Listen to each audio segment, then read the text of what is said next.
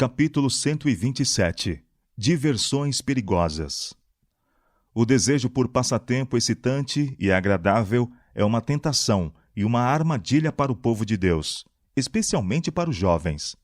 Satanás está constantemente preparando atrativos para desviar a mente da solene obra de preparação para cenas que se acham num futuro próximo. Através da influência de mundanos, mantém uma constante agitação para induzir os descuidados a se unirem aos prazeres do mundo. Existem shows, palestras e uma variedade ilimitada de entretenimento que são destinados a levar a amar o mundo, e a fé é enfraquecida por causa dessa união com o mundo. Satanás é um trabalhador perseverante, um inimigo esperto e mortal.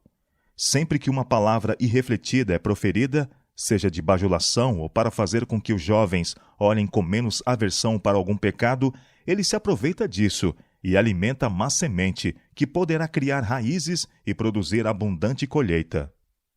Ele é, em todos os sentidos da palavra, um enganador, um hábil encantador.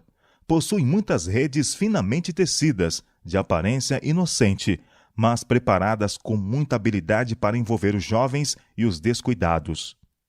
A mente natural tende ao prazer e à satisfação do próprio eu. É o método de Satanás encher a mente com desejo de divertimentos mundanos, de modo que não haja tempo para a pergunta: como vai a minha alma? Época infeliz. Estamos vivendo numa época infeliz para os jovens. A influência que predomina na sociedade é favorável a permitir que os jovens sigam a inclinação natural de sua própria mente.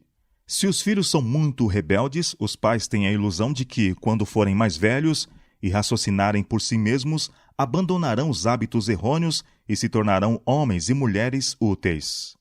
Que engano!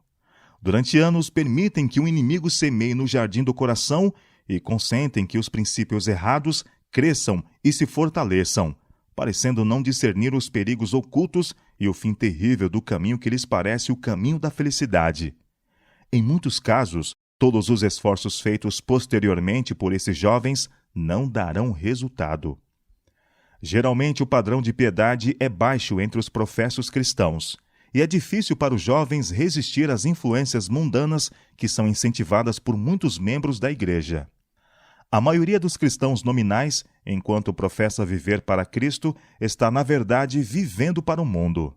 Não diferenciam a excelência das coisas celestes e, portanto, não podem amá-las verdadeiramente. Muitos dizem ser cristãos, porque o cristianismo é considerado honroso. Não percebem que o cristianismo genuíno significa levar a cruz, e sua religião tem pouca influência para impedi-los de tomar parte nos prazeres do mundo. Alguns entram no salão de baile e participam em todas as diversões que ele oferece. Outros não podem ir tão longe. Todavia, assistem a festas de entretenimento, piqueniques, shows e vão a outros lugares de divertimentos mundanos, e os olhos dos mais observadores não perceberiam qualquer diferença entre seu aspecto e os dos incrédulos. A educação dos menores. Não é tarefa fácil para os pais controlar os filhos e instruí-los de acordo com a norma bíblica do direito. Os filhos frequentemente se tornam impacientes quando controlados, querendo fazer a própria vontade e ir e vir conforme lhes agrada. Especialmente da idade de 10 a 18 anos, são inclinados a pensar que não deve haver mal em ir a reuniões mundanas de jovens companheiros. Mas os pais cristãos experientes podem ver o perigo. Estão familiarizados com o temperamento próprio dos filhos e sabem a influência dessas coisas em sua mente. E, porque desejam sua salvação, devem mantê-los afastados desses divertimentos excitantes. Quando os filhos decidem por si mesmos deixar os prazeres do mundo e se tornar discípulos de Cristo, que peso é tirado do coração desses pais cuidadosos e fiéis. No entanto, nem assim os pais devem deixar de esforçar-se. Esses jovens apenas começaram com sinceridade a luta contra o pecado e os males do coração natural, e precisam, em sentido especial, do conselho e atencioso cuidado dos pais. Tempo de provação para os jovens. Jovens observadores do sábado, que têm cedido à influência do mundo, serão testados e provados. Os perigos dos últimos dias estão sobre nós, e uma prova da qual muitos não têm ideia está diante dos jovens. Passarão por dura dificuldade, e a genuinidade de sua fé será provada. Dizem estar aguardando o Filho do Homem. Todavia, alguns deles têm sido um lamentável exemplo aos incrédulos. Não estão dispostos a abandonar as coisas do mundo, mas unem-se a ele frequentando piqueniques e outras reuniões de prazer, gabando-se de que estavam se envolvendo em divertimentos inocentes. No entanto, são justamente essas concessões que os separam de Deus e os tornam filhos do mundo. Alguns estão continuamente preferindo o mundo.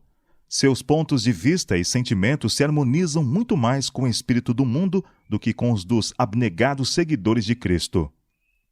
É perfeitamente natural que prefiram a companhia daqueles cujo espírito melhor combine com o deles.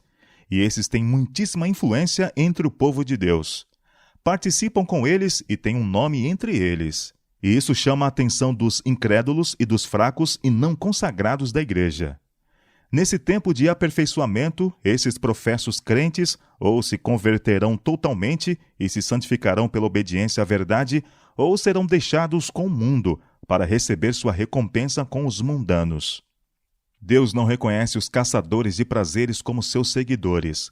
Apenas os que são abnegados e que vivem de maneira sensata, humilde e santa são verdadeiros seguidores de Cristo. E esses não podem se alegrar com conversas banais e vazias dos amantes do mundo. De outro mundo. Os verdadeiros seguidores de Cristo terão sacrifícios a fazer. Evitarão lugares de diversões mundanas, porque não encontram Jesus lá. Nenhuma influência que os torne mais santos e aumente seu crescimento na graça. A obediência à palavra de Deus os levará a se afastar dessas coisas e ficar separados. Pelos seus frutos os conhecereis, declarou o Salvador. Todos os verdadeiros seguidores de Cristo produzem fruto para a sua glória. A vida deles demonstra que uma boa obra tem sido realizada neles pelo Espírito de Deus, e seus frutos são para a santidade. Sua vida é elevada e pura. Ações corretas são os frutos evidentes da verdadeira piedade, e aqueles que não produzem fruto desse tipo revelam que não possuem experiência nas coisas de Deus. Não estão na videira.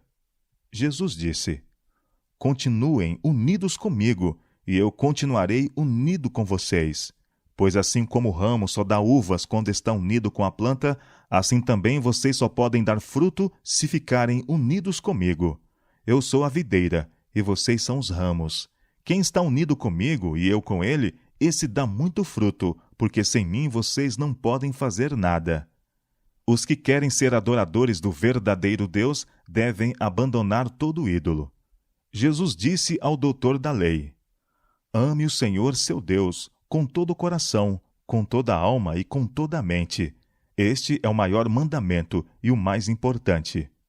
Mateus capítulo 22, versos 37 e 38. Os primeiros 4 preceitos dos 10 mandamentos não permitem que nossas afeições estejam separadas de Deus. Nem devemos dividir nossa suprema alegria nele com coisa alguma.